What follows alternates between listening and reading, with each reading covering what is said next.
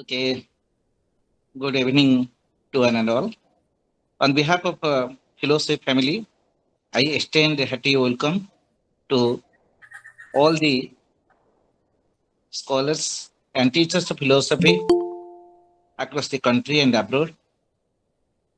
I extend my welcome to all the senior teachers of philosophy and bow down for them. Today, we have a very good speaker, and he is no other than Professor Hamidula Marazi from University of Kashmir, and he has already contributed a couple of talks in philosophy family, and we all have been benefited out of his brilliant talk. Today, his talk is on women and religion. And Professor Hamidullah Marazi needs no introduction, and he is well known to all of us.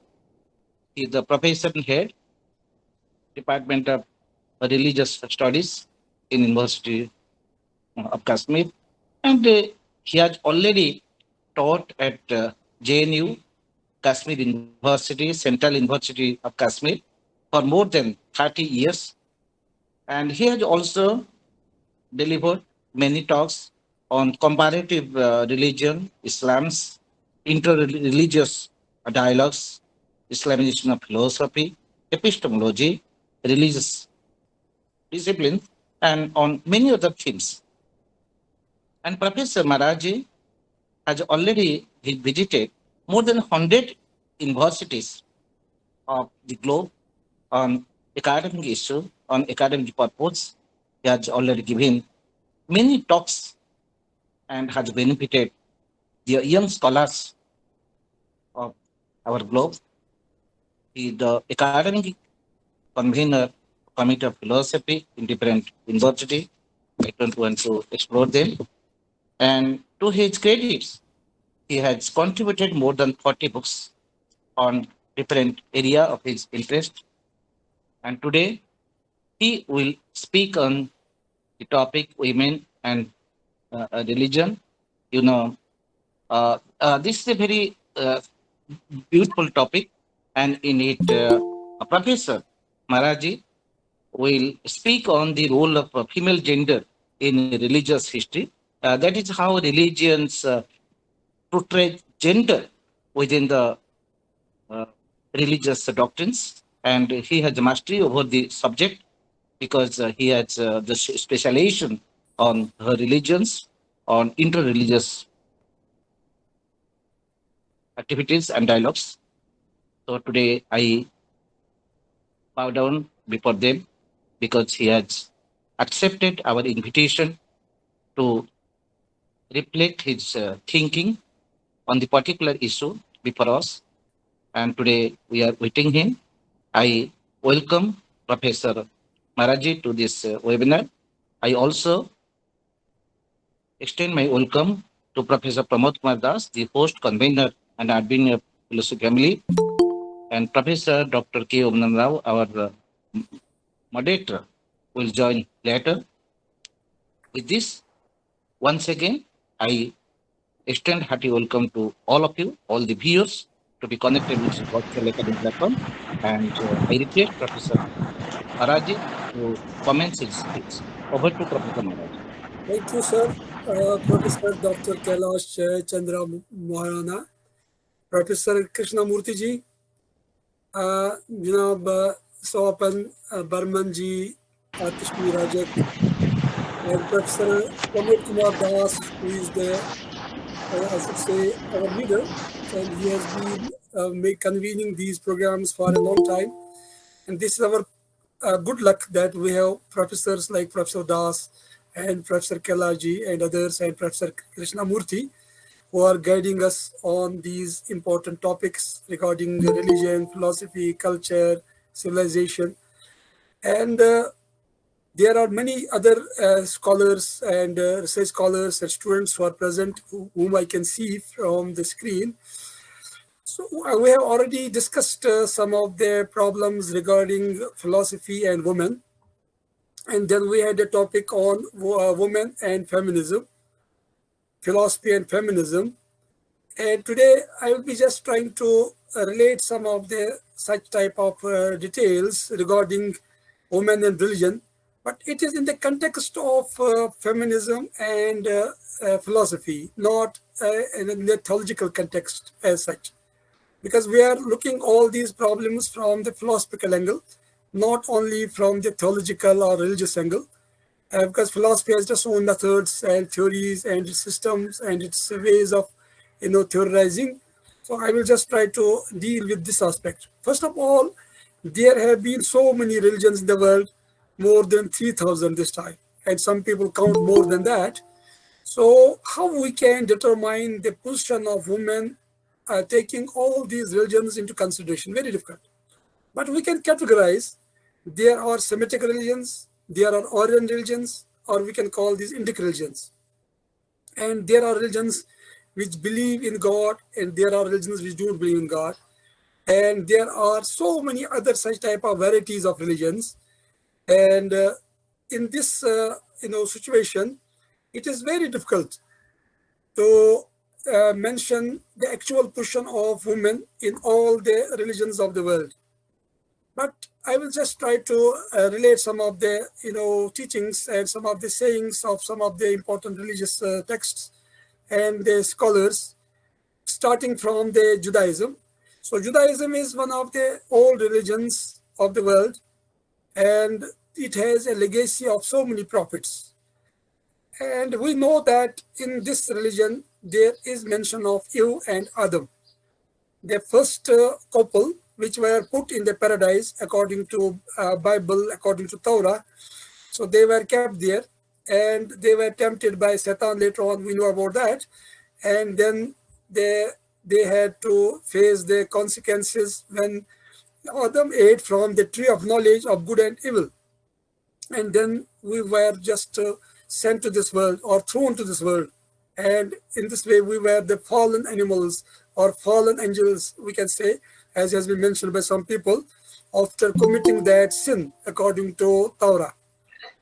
And in this way, there are some sayings where woman has been considered to be the temptress, who has tempted Adam to eat from the tree of knowledge of good and evil, and then that was the cause of our fall. And this is one of the perspective about women in this religion. And then there are other views about that. As soon as a Jewish woman gets married, she completely loses any control over her property and earnings to her husband. So this is also one of the points. And I was just thinking in the context of the feminism, why feminism could take place only in the West. Although we are emulating whatever comes from the West, but not in the East. We had not that great problem with women, because according to Hindu religion and according to Buddhism, according to Sikhism, according to Islam, so women have been given many rights, and they have a good status. And for the reason, there was no need of starting a movement like feminism. About that, we have discussed in detail. Although sometimes the practices of the people are compelling women to think in otherwise, and then these feel that we have been, differentiated, or we have been downgraded. That is true. That is because of the practice and the historical, factors. But if we see from the scriptural point of view, so women have been given very good status in many religious scriptures. And but in the Western context, why there was this feminist movement, one of the reasons was that women was depicted in a negative terms. And for example, as I was mentioning, Jewish rabbis asserted a husband's right to his wife's property as a corollary of his possession of her. And it has been said, since one has come into the position of the woman, does it not follow that he should come into the position of her property too? And since he has acquired the woman, should he not acquire also her property? Thus, marriage caused the richest woman to become particularly partially penniless. The Talmud describes the financial situation of wife as follows, quote, How can a woman have anything? Whatever is hers belongs to her husband. What is his, and what is hers is also his.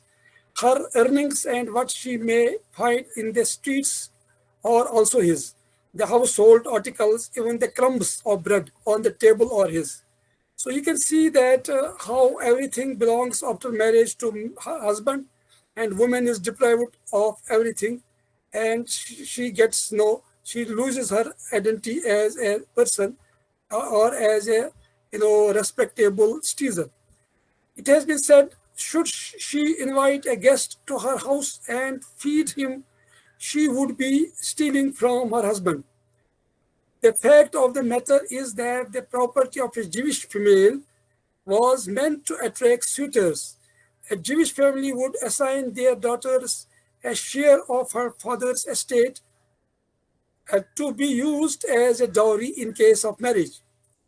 It was the dowry that made Jewish daughters an unwelcome burden to their fathers. The father had to raise his daughter for years and then prepare for her marriage by providing her dowry. This liability explains why the birth of a daughter was not celebrated with joy in the old Jewish society. The dowry was the wedding gift presented to the groom under terms of tenancy. The husband would act as the practical owner of the dowry, but he could not sell it. The bride would lose any control over the dowry at the moment of marriage. Moreover, she was expected to work after marriage, and all her earnings had to go to her husband in return for her maintenance, which was his obligation. She could regain her property only in two cases: divorce or her husband's death.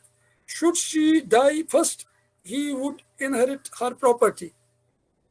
In the case of the husband's death, the wife could regain her premarital property, but she was not entitled to inherit any share in her deceased husband's own property. It has to be added that the groom also had to present a marriage gift to his bride. Yet again, he was the practical owner of this gift also. So you can see that this has been the status of women, and women was considered like that. Although there have been some cases where women was also given rights, but overall the push was like this. And then we find Christianity, which is a very important religion in the Semitic religions. So what is the viewpoint about women in Christianity? And we need to understand that in order to understand why the movement of the feminists took place there, in order to just protest against all these atrocities.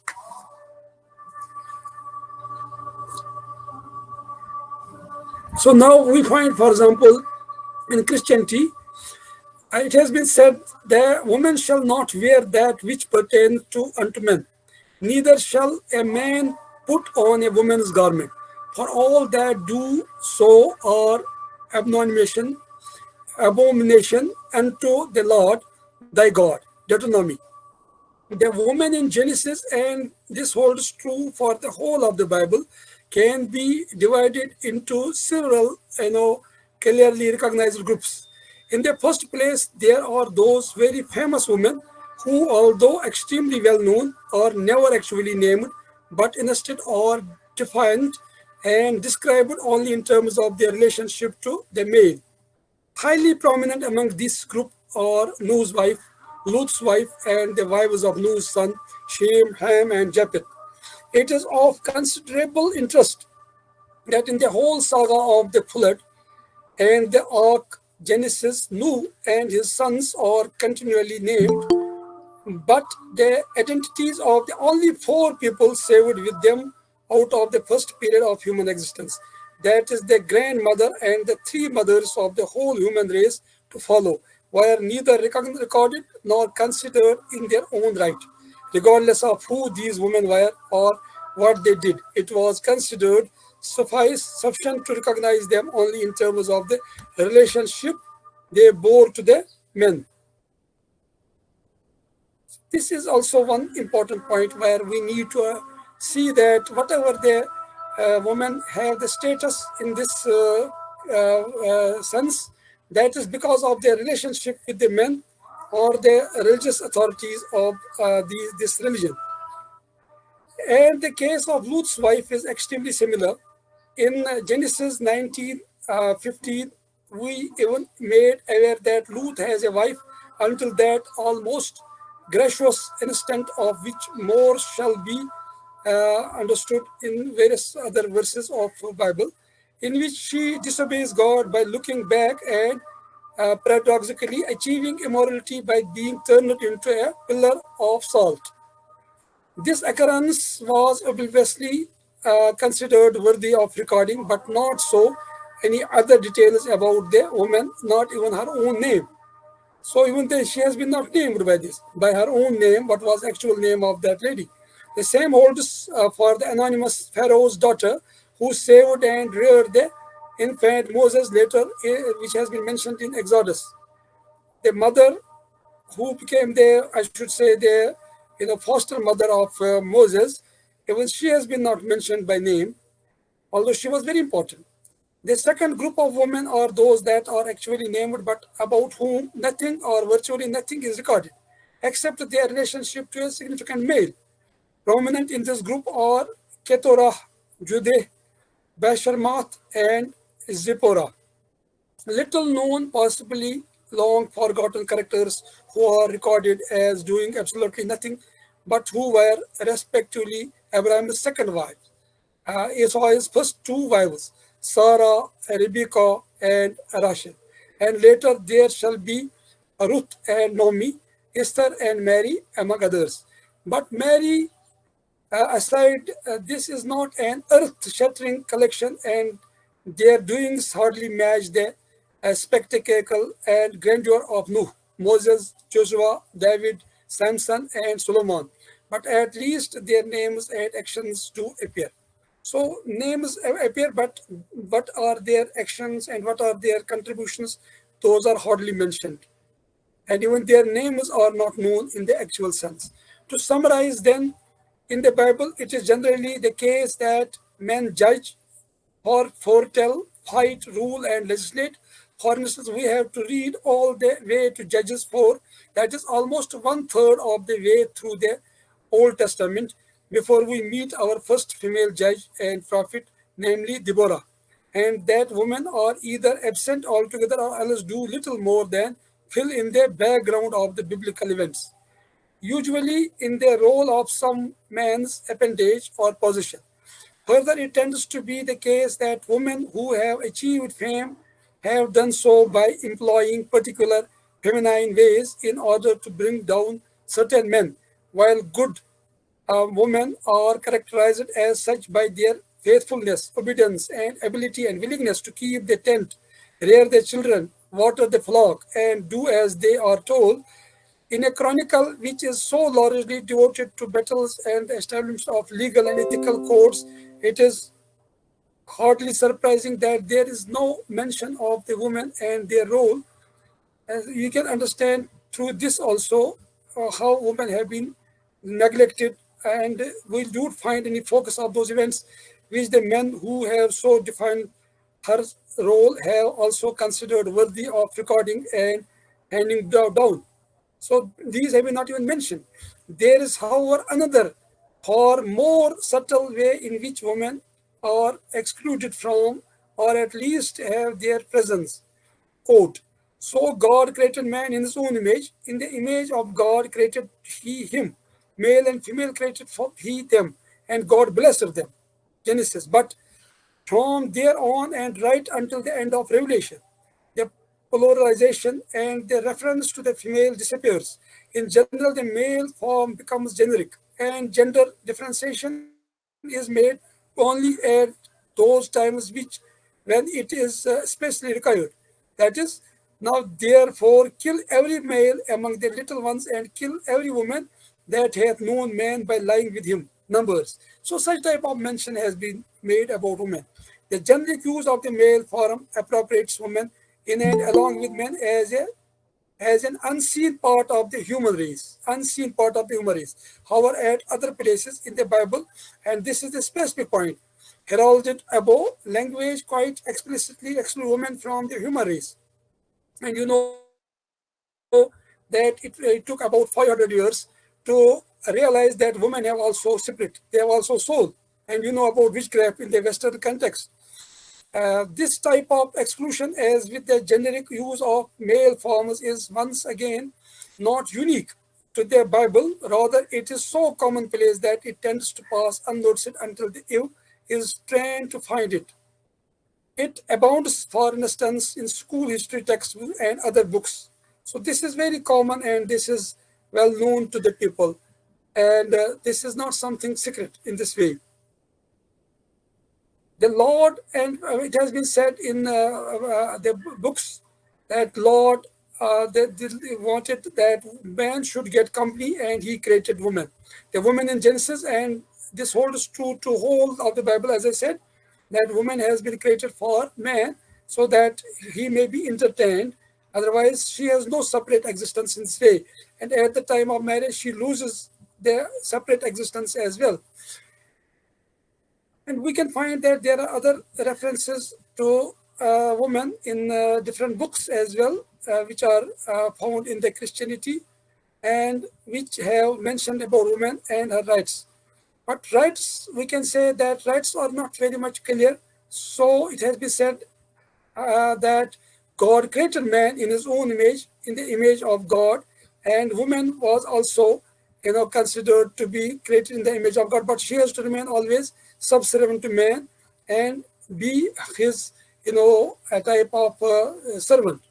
The notion that women are the second sex, inferior to men, begins in the Bible right at the beginning, at the very creation, when it has been said, for a very short while it appears as though there could be equality between the sexes, and God said, let us make man in our image after our likeness. So God created man in his own image. In the image of God created him, male and female created he them, in Genesis.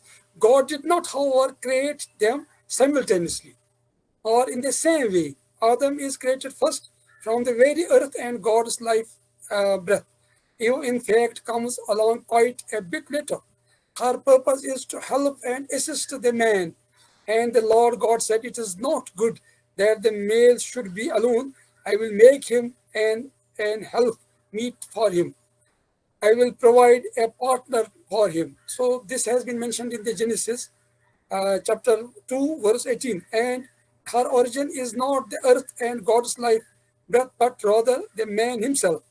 And the Lord God caused a deep sleep to fall upon Adam, and he slept, and he took one of his ribs and closed up the flesh.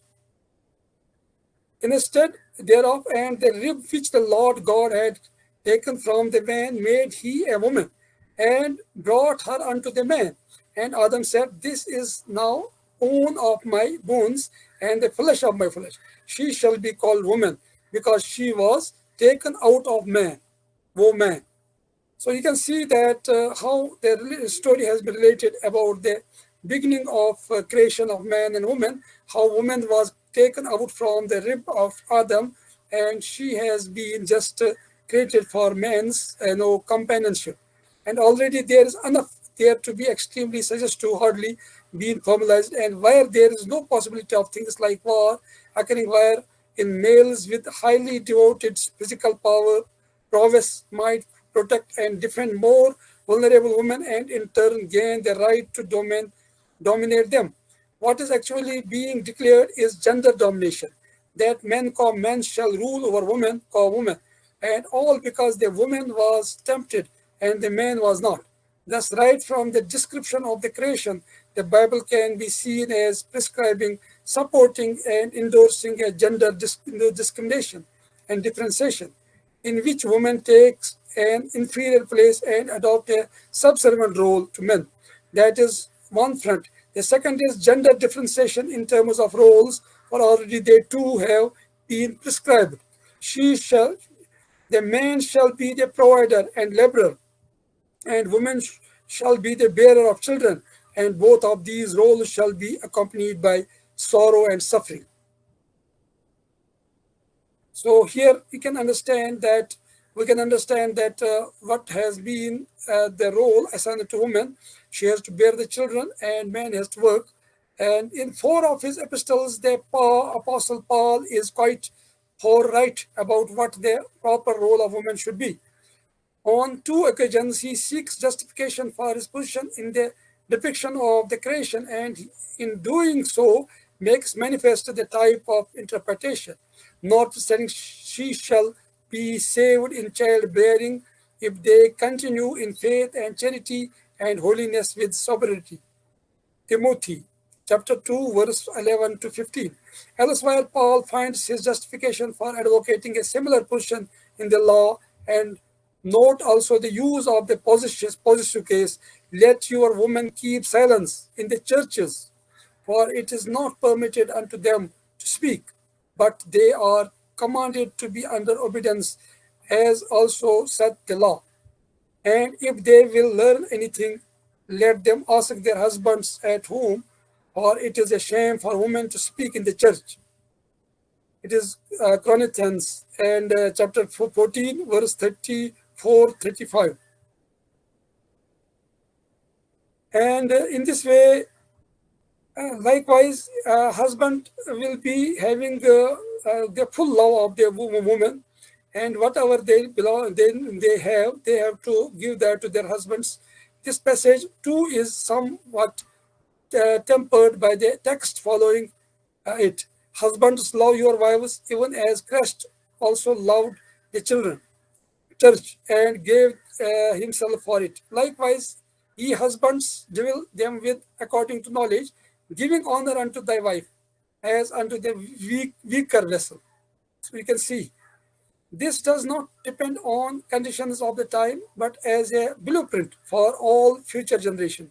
Women, it would appear, are meant to be quite explicitly and effectively disbarred forever. And to this day, by and large, they continue to be disbarred in practice.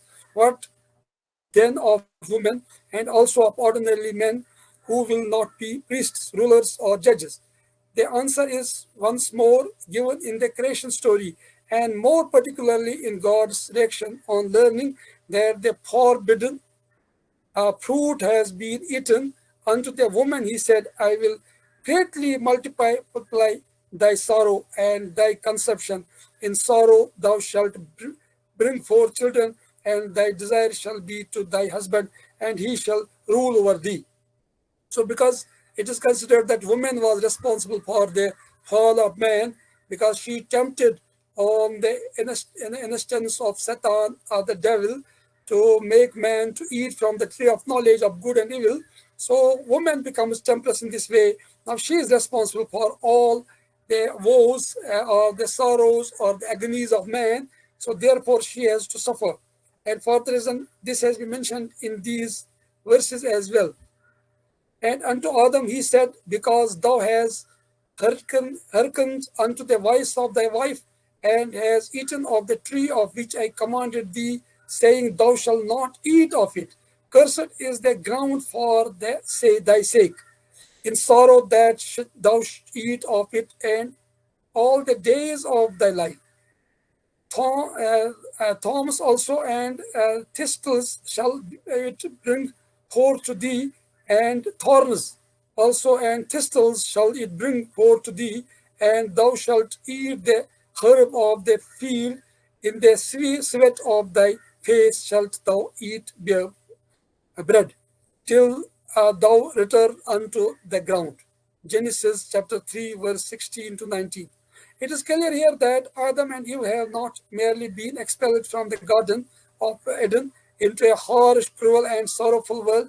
What has also occurred, as noted earlier, is the gender roles have been set up. Man is to be quite literally the breadwinner through physical labor, winning bread by the sweat of his brow, and woman is to be the bearer of the children. And although it is not said explicitly at this point in the Bible, it follows easily that she who is at home bearing and rearing children can also be gainfully employed in other household tasks like cooking, washing, and cleaning. And generally, serving the man while he gets on with his work of providing and protecting, and in particular cases of judging, ruling, and legislating as well. In actual fact, extremely distinct gender roles have been set up in this way, and these roles have been established for all times to come. In everything that follows, men are not to be found being diverted from their particular ordained tasks by having to prepare meals, clean the house, do the washing up, or look after the children, and a similar pattern of gender role differentiation is not unknown even today. Central then to women's role or place in the world is bearing children, and it is worth noting here and interesting as well. So we can understand that mostly the feminists have objected to the institution of family and such type of childbearing, and they said that these are the cause of our bondage, and they have challenged even the institution of marriage and the domination of man. And this was set by these rules and regulations, and there was this reaction was bound to happen, and this happened. And for the reason, as I say always, that this feminism has taken place in the Western context for this reason also. There can be other reasons also, but in the Eastern part, we find that woman was not that much subjugated. Although because of the misinterpretation or historical factors, there was maltreatment was also met toward women. But at least from the secular point of view, we could never justify this maltreatment or the cruelty towards women. And for the reason, there was no such movement, which emerged in eastern part of the world, and especially so far as Islam is concerned, Islam has also given women so many rights. I don't say that it was the actual Christianity was this or Judaism was this, but because of the different vagaries of time, people have added many things to it, and main domination was made a central point. So in this way, we can see that a very negative picture of women has been depicted through these all passages. Man to command and win bread, women to bear children. So this can be understood. This has been mentioned in many, chapters of Bible. And then there are other teachings. For example, when the woman is married, at that time she loses her personality. Uh, Okay. Now. Okay, thanks so much, Professor Hamidula Marazi and Professor Srinivas Nikaya sir, for your beautiful presentation today. And you have also made the justification on your topic. So today we want to make shortcut these session, both these sessions. Now, as per uh, the decision made by Professor Pramod Kumar Das, may I now request Pramod Kumar Das, okay, to carry on the introductory session. First with Professor Srinivasan, then with Professor Hamidula Marazi. yes, Oh, over to Professor Das. over to Professor Ranjit Ghosh, sir. Sir, please have your observation very briefly, and also questions if any. Professor Ranjit Ghosh, sir. He is not here. Okay, anybody else? Avinash Srivastavji.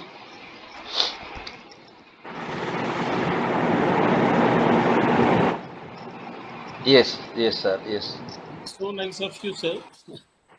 I have very patiently heard both the lectures, and both were the brilliant one. First, Professor Hamid has explained the position of women in the Semitic religion in a very nice way. And this put me to go into the oblivion of the past 3,000 years before Christ. It was the time of Odysseus. When he come back from the Troy war, he hanged all the girls whom he suspect to be foul on the rope. And that time, the women were not have any right, though the wives were having the moral coverage, but not the human chattels. So it started in that way that the entire Semitic religion coming to the age of Islam, it has tried to improve the position of women, but that much the radical change could not take place. And I tell you, 100 years or 60 years ago, a lady was denied to argue in America in the court of law, High Court, because she was a woman. But regularly, with regular intervals, their positions were improved. And in every religion, this was taking cognizance that they are not the having the second grade citizen. They have elevated in their religion also. And coming to the Indian religion, if you happen to see it, it is said, Yatra Naryastu Pujyante Ramante Tatra Devata. Though they are also after certain span of time, they were also considered as the inferior to men. But the basic spirit of the Indian religion, whether it is Buddhism, Jainism, or Sanatan Dharma, because what happened coming to the age of Buddha, and you have also referred it, they were given some inferior status, and that's why the woman approached to Buddha, including her mother, to give entry to the woman in the monkhood. And then the Bhikkhuni Sangha was organized and it came into. So this was the basically first feminist reaction that we find in the philosophy of Buddha, who tried to emancipate the woman from the so-called clutches of the uh, and in earlier, you will see Loma and so many people, Gargi, Matri, and so women were at the high place, and they were the Upanishad cars. They have written so many commentaries and Upanishads also. So that was another place. But coming to the transition period, coming to the stage of Buddha, they have just forgotten their own identity. And because of their physical weakness, they were losing their identity also. And that's why it was the Buddha who has taken a feminist approach in the way, in the modern sense of the term, and he emancipated the women, and and Bhikkhuni Sangha was started. It is another thing, at primary stage, when you come to the Mahayana period, you will find that all the ladies were the rich merchants. They were the learned people. And Lopamitra and so many bhikkhunis were considered uh, as the elites and highly scholared ladies. But this transition was there, and coming to the modern age, we all are talking of emancipation, particularly in the Western world. I think this is the echo of our own ancient traditions, which is getting momentum in the Western countries. Thank you very much, sir, for a nice explanation and de facto position of the woman in the Semitic religions. Thank you very much, sir. And I am thankful to our uh, Srinivasan sir. He has deliberated very nicely, because the Sankhya has accepted only two tattvas, Prakriti and Purusha, and the entire work is done by the Prakriti, and Purusha forgets who is he, because the Prakriti is a dancer. When she starts dancing in a beautiful way and the Purusha starts watching it, he forgets his own entirety and engrossed in that. And that's why Gita says very categorically, Prakriti hai kriyamanani gunah karmani sarvasah ahankara vimudhatma kartaham iti manyate. He says that I am doing the work. The de facto position is the entire gunesu vartante, and the entire work is being done by, because Prakriti is chanchala and Purus is static. He cannot move. And in such a beautiful way, he has tried to explain all these things. Thank you very much, sir, for your nice explanations. Thank you once again, both. Thank you, sir. So now this is the turn of Professor Maraji. So, sir, kindly you speak some words about Professor Maraji's talk. If you have heard, Abhinash ji, women and religion, that was the topic. Do you have any observation, any question?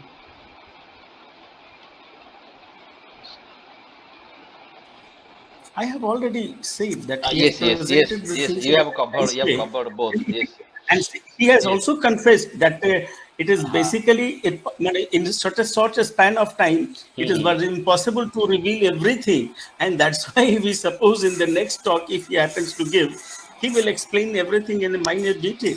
Very Though good. there are so many things which I do not want to explain here.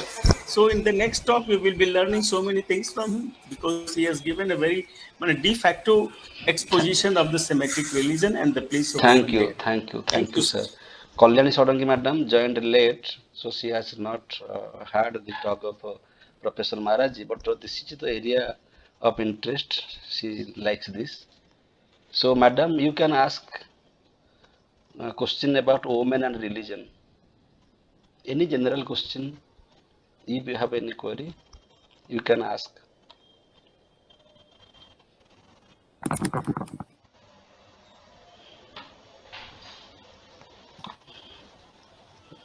Mm, okay. Hello. Yes, yes, madam, please. Hello. Madam, please ask Sir, question. sir, actually the time is given for 7:30 to 8:30. Hmm. So I don't know the exact timing. So I think I am late. Yes. So anyway, Hmm. I am interested to listen both the speakers, but somehow I missed the opportunity. And I so far I heard 2 to 3 sessions of Professor Marazi very beautifully and very connectively. He presented the thing, but always my problem is always that when we talk about women, why we always associate it is the religion which gives the picture of the demeanor behavior of treating women in a negative way, or we subjugate women because of the religion. The sole reason, if you heard about any feminist person, they'll say that it is the patriarchy. And why patriarchy is there? It is because of the religious dominion. So my point here is to say that why can't we say that it is the socio-economic backdrop, it is only religion. Why we blame religion to be the sole cause of the way we treat our women? So Very good my question. problem is always with that, and I want Yeah, a response from sir, yeah, some very good question. Very esteemed good question. speakers. You are right. Basically, people of the world, barring Western countries, some of the Western countries, not all, all the ages were religious ages. Mostly people were deeply religious, be it Gandhara civilization, Greek civilization, Christian civilization, Roman civilization, and Indus Valley civilization. So these were basically based on religion somehow or the other. So in this way, whenever we talk about any issue, religion comes into discussion definitely. So there we can't avoid that. That's the problem. This first point. Second point is that since religion is determining our thinking and our behavior about many things, our attitude towards people, towards women, towards men, towards environment and other things. So religion becomes very, focal point in all these discussions. It is because even the social and economic conditions to a great extent are affected by religious teachings. As we know that, for example, there is a bribe is there is a usury is there, interest is there, and there are the malpractices. So these have been prohibited by religion. But if people are indulging in that, then we bring religion also, that religion had forbidden from this, but people are still indulging in these. So in this way, we can't avoid discussion of religion, especially in the context of the East. Eastern nations are mostly religious people. West has tried to, emancipate themselves, if we call it emancipation at all, from religion. But still, religion comes again and again to fore, and the attitudes are formed on the basis of religious, sensitivities. So in this way, religion has to be discussed, and there's nothing wrong in that. It is not only social and economic conditions which determine the course of action of people and their behavior and their attitude, but religion has been collective unconscious. We have some, as has been said by Carl Jung, that religion is determined by our collective unconscious, and different practices of people are governed by their religious attitudes. So we need to address those practices, these beliefs and these systems, and there is nothing wrong as a philosopher, as a scientist, as a thinker, as a writer. We should analyze, and we should critically analyze the precepts of religion about women, about other slaves and others.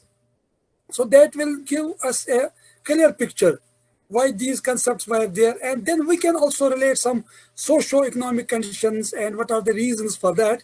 If we go by the Marxian angle, then everything is based on the economic conditions.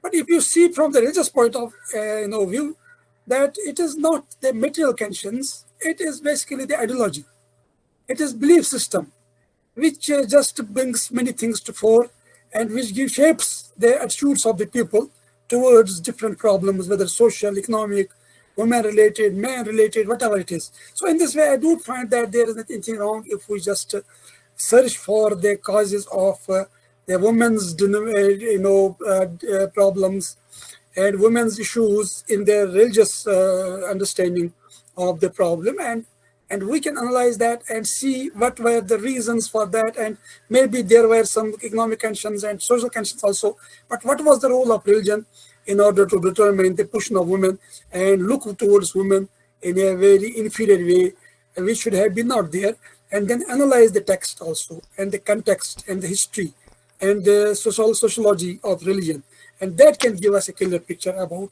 the whole scenario. Now it is over to Dr. Maharana, Kaleshwar Maharana. Sir, please synopsize both the talks and give a vote of thanks. Sir, one more thing I would Yes, like sir. to Yes, sir. Yes, sir. suggest here, that as we know, that the culture proceedings, the rise of a state and society was matriarch-centric.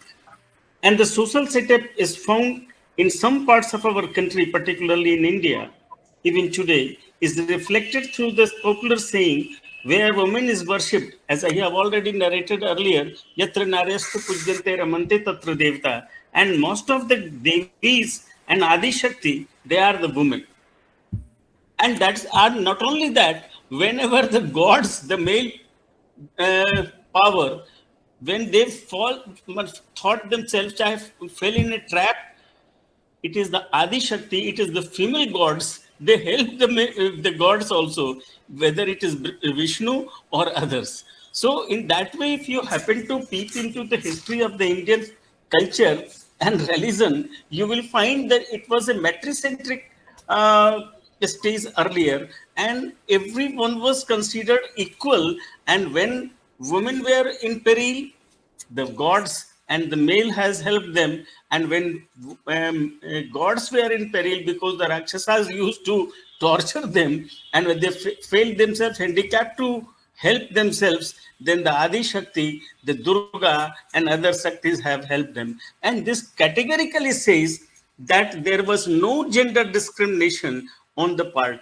But I said earlier, it was the transition period, that the woman has gone up in the inferior status only because their physical strength less in than the man, and some part, and some even today you will go and find in some part of the India that the metricentric culture is very much prevailing there.